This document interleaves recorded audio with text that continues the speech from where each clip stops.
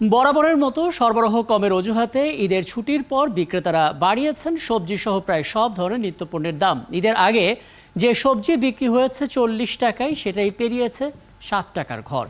ঈদের ছুটি কাটিয়ে ফিরে এসে আজ যারা বাজারে গিয়ে সবজি কিংবা মাছ মাংসে হাত দিয়েছেন, তাদের সবারই হাত পুড়ে গেছে।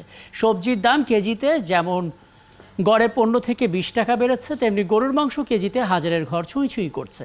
গরিবের আমিষ ডিমের দামও হালিতে ছুঁয়েছে অর্ধ শতকের ঘর। বাজারের ঘাটতি না থাকলেও বিক্রেতাদের মুখে চাহিদার সাথে সরবরাহ মিল না থাকার অজুহাত।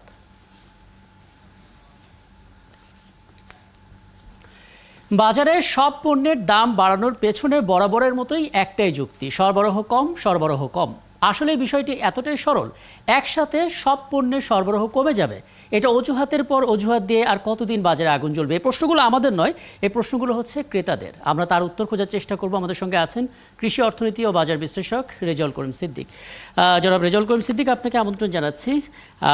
আমরা দেখলাম যে ঈদ আর নববর্ষ পেরিয়ে আজ অনেকেই বাজারের ব্যাগ নিয়ে বেরিয়েছিলেন এবং তাদের যে অভিজ্ঞতা হলো আমাদের সঙ্গে যারা শেয়ার করেছেন, তারা বলছেন এমন কোনো পণ্য তারা বাজারে পাননি যার দামটা কমেছে কিংবা সহনীয় পর্যায়ে আছে।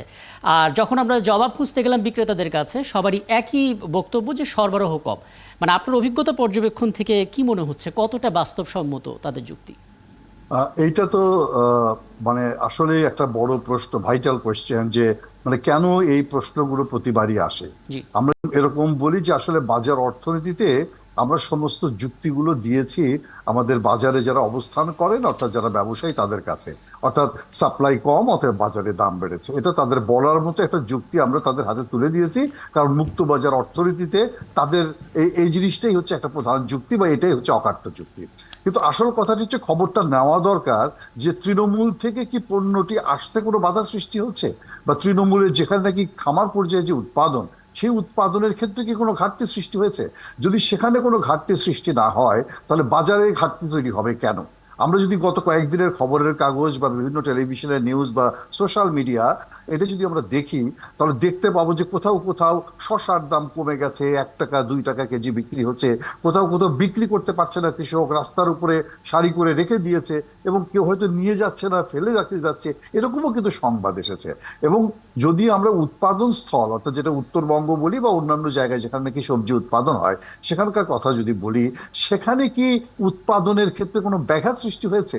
সেই ব্যাঘাত যদি সৃষ্টি না হয়, তাহলে ঢাকার বাজারে ব্যাঘাত সৃষ্টি হওয়ার কোনো কারণ নেই। তবে হ্যাঁ, একটা জিনিস হতে পারে যে পরিবহনের সময়, এই সময় আমি যেটা একটা দেখতে পেয়েছি, আমি গত কয়েকদিন আগে, 3-4 দিন আগে আমি নেত্রকোনা, কিশোরগঞ্জ, উত্তরবঙ্গ, এগুলো জায়গায় গিয়েছিলাম। আমরা দেখেছি ট্রাকে ট্রাকে মানুষ ঢাকা শহরে ফিরছে।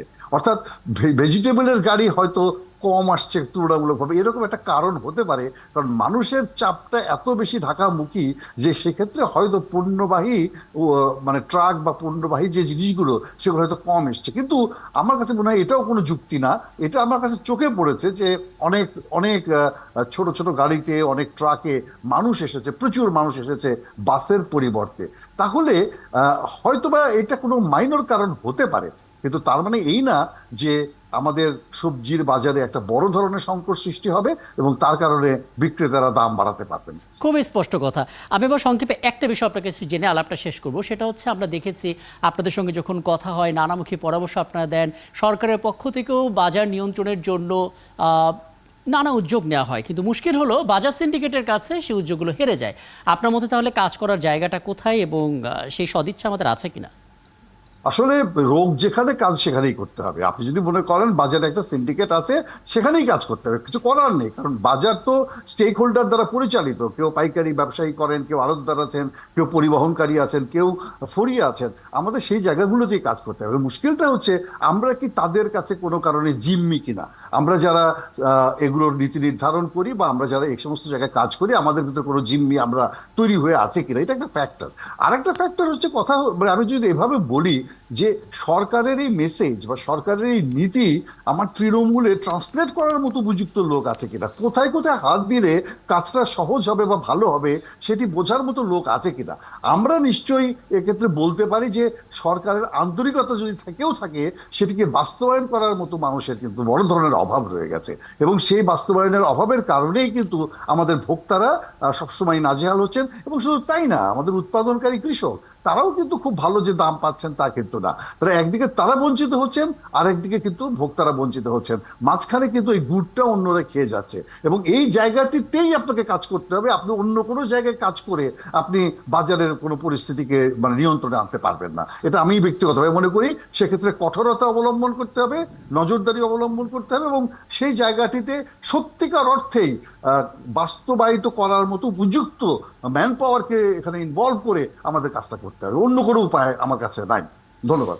চমৎকার, আপনার এই পরামর্শ এবং পর্যবেক্ষণ নিয়ে আলাপটা শেষ করছে। অনেক ধন্যবাদ, আপনি আমাদেরকে সময়টা দিয়েছেন। কৃষি অর্থনীতি ও বাজার বিশ্লেষক রেজাউল করিম সিদ্দিক আমাদের সঙ্গে যুক্ত ছিলেন, এবং বাজারে সব পণ্যের দাম কেন এত বেড়ে যাচ্ছে, যুক্তিগুলো কতটা যৌক্তিক, ব্যবসায়ী যারা আছেন তাদের, সেগুলো নিয়ে মূলত আমরা কথা বলছিলাম।